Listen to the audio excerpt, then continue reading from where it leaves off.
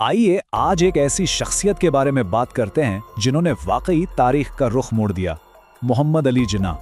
देखिए, आमतौर पर सियासतदान सिर्फ सियासत करते हैं ना, लेकिन कुछ ऐसे भी होते हैं जो पूरा जोग्राफिया ही बदल कर रख देते हैं।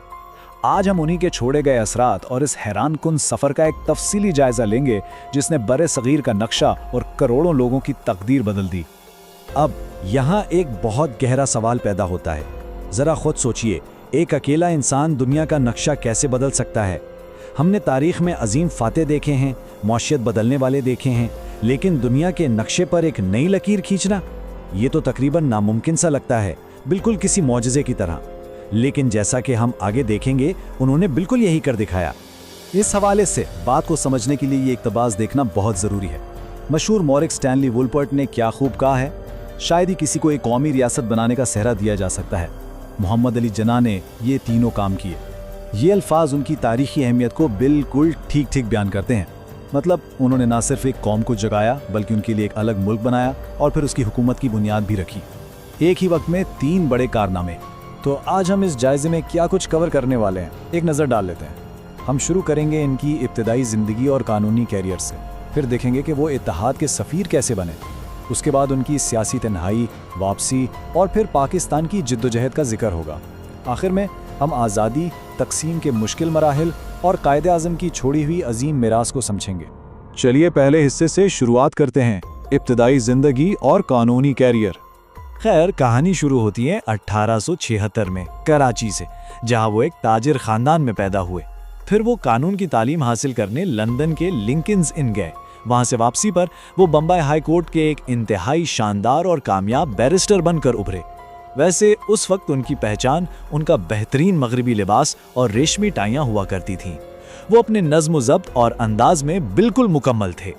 इनकी खुद एतमादी का अंदाज़ा आप इस किस्से से लगा सकते हैं। एक दफ़ा अदालत में एक जज ने उन पर तंज करते हुए कहा कि वो किसी 3rd क्लास मजिस्ट्रेट से बात नहीं कर रहे, तो जिन्ना ने बगैर किसी झिझक के फ़ौरन जवाब दिया, माय लॉर्ड, मुझे भी आपको ये बताने की इजाज़त दें कि आप भी किसी 3rd क्लास वकील से मुखातिब नहीं हैं। वाह, ये जुमला दिखाता है कि वो जहानत और ख़ुद पर यकीन के मामले में किस कदर आगे थे। आगे बढ़ते हैं दूसरे हिस्से की तरफ, इत्तेहाद के सफ़ीर। यहाँ आकर हमें 2 मुख्तलिफ सियासी नज़रियात का सामना होता है। देखिए, एक तरफ जिन्ना का तरीक़ेकार था जो बिल्कुल आइनी, कानूनी और मुतदल था। वो कानून के दायरे में रहकर इस्लाहात लाना चाहते थे, जिसका सबूत 1916 का लखनऊ पैकेट है।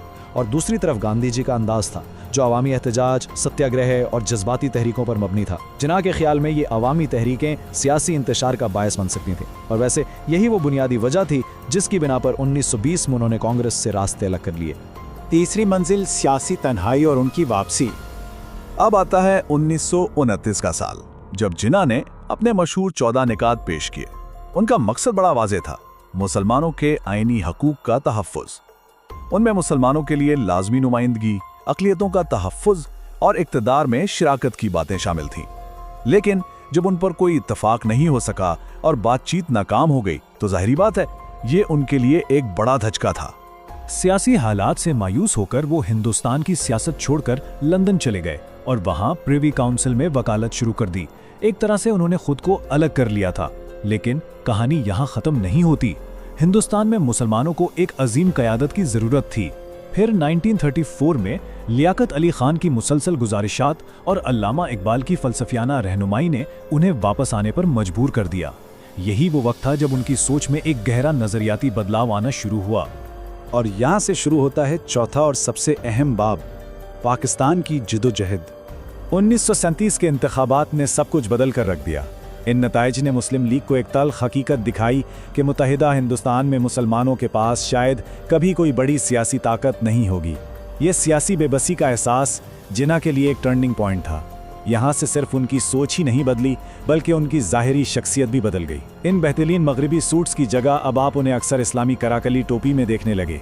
ये लिबास की तब्दीली दरअसल एक बहुत बड़ी नज़रियाती तब्दीली की अलामत थी। इसी बदले हुए मंजरनामे में 1940 की मशहूर करारदाद लाहौर सामने आती है। इसे अगर आसान लफ्ज़ों में समझें तो ये मुस्लिम लीग का एक बाज़ाब्ता मुतालबा था कि इन इलाकों को मिलाकर एक बिल्कुल खुद मुख्तार रियासत बनाई जाए जहां मुसलमान अक्सरियत में हैं। अब निशाना बिल्कुल वाज़ेह था, कोई समझौता नहीं, बल्कि एक अलग रियासत का सीधा मुतालबा।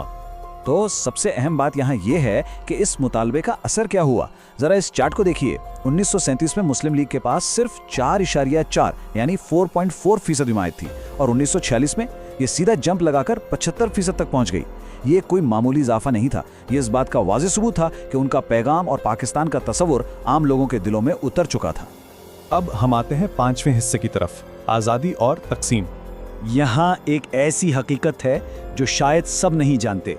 इस शोरोगल के पीछे एक खामोश घड़ी टिक टिक कर रही थी। जिन्ना चुपके चुपके टीबी के मर्ज से जंग लड़ रहे थे और उनकी सेहत तेजी से गिर रही थी, लेकिन उन्होंने ये राज किसी को पता नहीं चलने दिया। क्यों?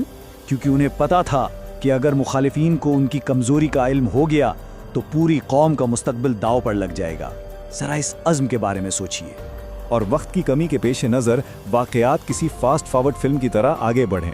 मार्च 1940 में करारदाद लाहौर मंजूर हुई। फिर मार्च 1947 में लॉर्ड माउंटबेटन तशरीफ लाए। जून में तकसीम का मंसूबा ऐलान कर दिया गया और लीजिए ठीक 2 महीने बाद अगस्त 1947 में आज़ादी मिल गई।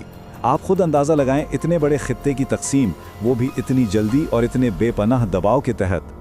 नई रियासत मिलने के बाद 11 अगस्त 1947 को उन्होंने एक तारीखी खिताब किया। उन्होंने कहा, आप आज़ाद हैं। आप पाकिस्तान की इस रियासत में अपने मंदिरों में जाने के लिए आज़ाद हैं। आप अपनी मस्जिदों में जाने के लिए आज़ाद हैं। ये जुमला उनकी सोच की गहराई को जाहिर करता है। वो एक ऐसी रियासत चाहते थे जहां मजहबी आज़ादी और बराबरी हो, चाहे लोग किसी भी अकीदे से ताल्लुक़ रखते हों। लेकिन आज़ादी की कीमत बहुत भारी थी। हकीकत ये थी कि जिन सरहदों को इतनी जल्दबाजी में खींचा गया था, उन्होंने क़यामत बर्पा कर दी। तारीख की सबसे बड़ी और खूनरेज हिजरत शुरू हुई। हर तरफ फसादात थे और लाखों लोग बेघर हो गए। ऐसे हालात में इस बीमार और कमज़ोर गवर्नर जनरल को यानी जिन्ना को इस नए मुल्क को संभालने के लिए दिन रात जुनून की हद तक काम करना पड़ा। आखिर में बात करते हैं छठे हिस्से की, कायद आज़म की मीरास।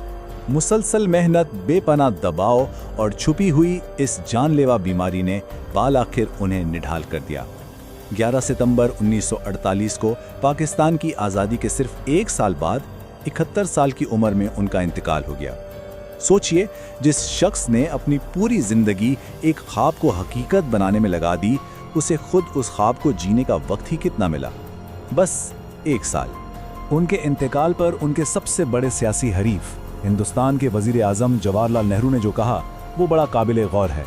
उन्होंने कहा, वो अपने जुस्तजू में कामयाब रहे और अपना मकसद हासिल कर लिया, लेकिन किस कीमत पर और इससे कितना मुख्तलिफ जो उन्होंने तसव्वुर किया था।